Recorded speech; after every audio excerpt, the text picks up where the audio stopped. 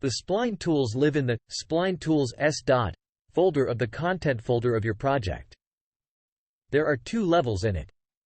The overview level contains all ready-to-be-placed spline blueprints for railings and fences.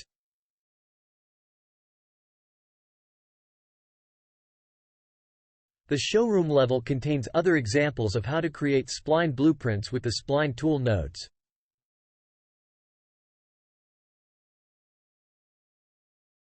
Railings are in the Meshes Railings folder and are categorized by numbers and letters. 01, for example, are modern architectural metal railings with horizontal bars. There are 3 designs available, name A, B, and C, with slightly different design variations, name A1 or A2. Most groups share the same set of materials which are stored in the group's Mat folder. The names should reveal what they are. MI Railings 01I steel wood, would be stainless steel with a wooden handrail. Every railing design has blueprints ready to be used in its folder. Drag them into the level. Place the blueprint at the starting point and rotate it into the desired direction. Then move the opposite spline point to give the railing the correct length. Press G to toggle off game mode if you can't see the spline points.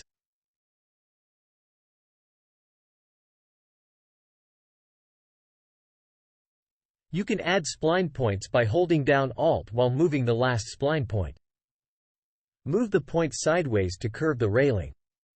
Do not rotate the spline points itself, as this can mess up their curving. Right-click anywhere on the spline to add extra points or click on a spline point to delete it. More options are available in the right-click menu. Use the handles to fine-tune the curve. It requires a bit of practice to get the spline look good. You'll notice that the railing modules do not bend itself. For that case, special blueprints with spline in their name are required. The meshes they use have extra divisions, so Unreal can bend them along the spline. These blueprints require more spline points to look smooth, and there are limitations of how tight a corner can be. Most spline blueprints use variables that can be set in the Details panel in case another railing design is required. You don't have to replace the entire blueprint if that isn't an easy option. Multiple instances of a blueprint can be selected and changed at the same time. The Meshes Fences folder contains the blueprints and meshes for the fences.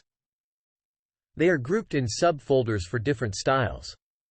A to D for wooden fences and metal for the metal panel fence. The Metal folder has 3 material directories for different types of metal profiles. O5, Orb and S are standard metal profiles used by the most common manufacturer. Common material colors exist in all 3 folders. Changing the material on the fence meshes will change the profile used. This is a very simple example of how to create a blueprint with the spline tools. The metal fence is a modular mesh that should be repeated along the spline. First, create an instance of the blueprint called BP Mesh on spline parent located in the folder Blueprints v3. Rename the blueprint to BP My Metal Fence. Open it with a double click and navigate to the construction script. Hold the mouse button while dragging the mouse off the white pin on the right side of the parent construction script. Start typing Auto and select the Spline Placement Auto node.